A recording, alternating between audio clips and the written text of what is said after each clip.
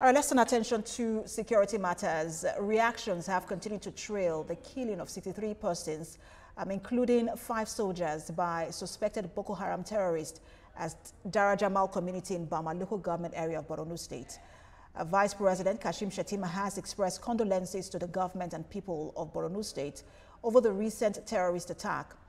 The Vice President reiterated President Bola Tinubu's directive to the armed forces to review security operations, including the deployment of advanced military hardware and surveillance equipment to eliminate terrorist groups across the country.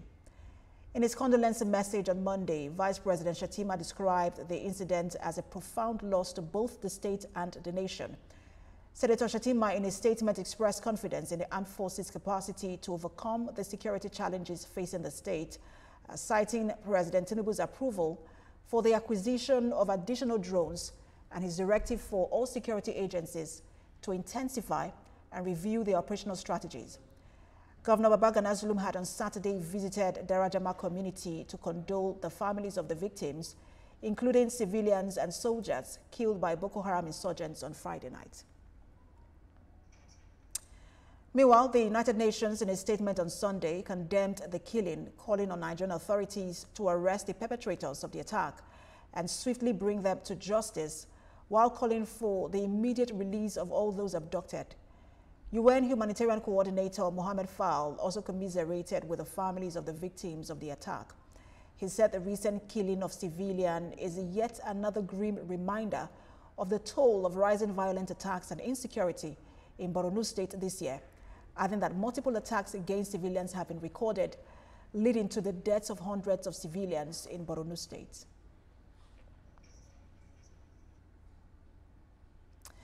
Now, joining me on the news for more on this latest development is a former captain in the U.S. Army, Bish Johnson. He joins me via Zoom. Good to have you join us.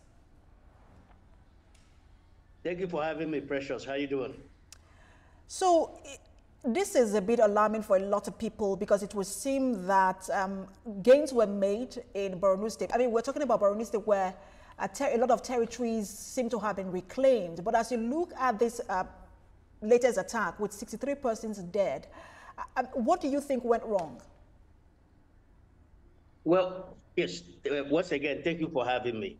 You see, look, the way these things happen is that, look, when the military clears, you go into a territory, you clear it, there must be another layer of security to hold the territory that has been cleared. And then there is also the need to have civil institutions and civil structures in place to rebuild the place that has been cleared.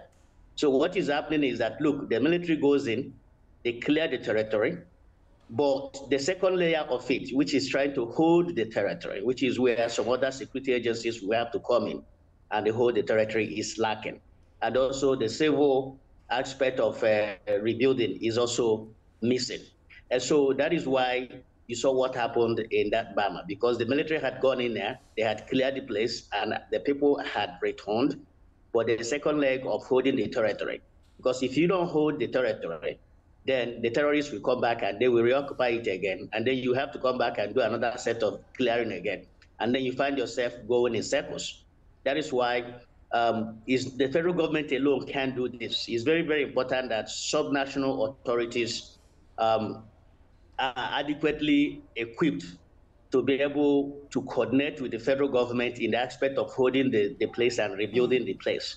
That's why and with what you just said, Bish Johnson, with what you just said, how critical now or urgent? Because the president has said, look, he wants the state policing conversation ongoing and done quickly. But how urgent should that now be? Because you mentioned efforts of the subnationals as well.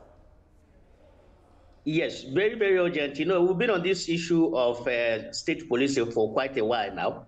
It's very obvious. Nigeria is too big and it's too vast, both in terms of population and landmass, a lot of ungoverned spaces, for only the federal government to be able to give us the kind of security that we need. And so that's where the subnational authorities are very, very important. And when I say subnational authorities, 2027 is coming. We have to be very, very critical and wary of the people who are running for offices and the people that we are going to elect, particularly at the subnational level. Because if we don't elect people that have the antecedent and the credibility to be able to work with the federal government to sustain this holding structure aspect of it. No matter what the federal government does, their effort will seem to be in futility. And so we have to elect leaders that have the antecedent and the record to be able to talk to some of all these people. Because these people who are carrying out these attacks are not coming from, they're not aliens, they're not from out of space. These are people that are within the communities. We may have one or two of them that are coming from across the border. But if we have local people who have their confidence and their trust, who can go in there and talk to them and have them lay their arms, which is the non-kinetic aspect of it. Non-kinetic does not necessarily mean you have to pay them. No, you don't have to pay them. If you pay them, you're just only trying to make the matter worse, because they will use the money to go and acquire more arms and they will come back again. What we're saying is that there must be people who know these people, who they have their trust. For example, I give you an example, because what you're seeing in Borno State is not different from what is happening in other parts of the country. If you come to my home state of Imo, we are facing security challenges. But you know that, Bishop Johnson, just to quickly comment, because we have limited time, you know that that part of the conversation, as much as people want to see an end to this conflict and this insecurity, a lot of people do not support that part of the conversation because of all of the killings that have happened, and to say, oh, let's just give them the opportunity to lay down their arms is a very difficult conversation for some people. Yes, it's not everybody. There are some hardliners in these organizations. Not everybody in these organizations are hardliners. Okay, there are some moderate people who are in this all these terrorist organizations. Those are the ones that you'll be able to convince to lay them their arms. The hardliners, you have to use this carrot and stick approach, right? Where you can use non-kinetic to convince them to lay down their arms and be reintegrated. You do that. The ones that you cannot convince, the extremists, the hardliners, those ones you have to use.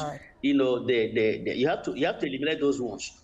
But from what we are seeing, we can't kill our way out of the problem. We have been killing these people for over a decade now, and the problem still persists. And I go back to my home state. We have the same similar security challenges. And now people are coming out. They want to run for office. We have to look at the credibility and the antecedent of these people. Who are they? Will they be able to hold the trust and confidence of these people who are perpetrating all these crimes? Because most people that are carrying out these crimes are the young people. And there are people that can talk to them and have them lay down their arms. Interesting point you're making. Thank you so much for your time. We will see. The president has said the army should change its strategy. We'll see how they go about that. Former captain in the U.S. Army, Bishop Johnson, a pleasure to have you on.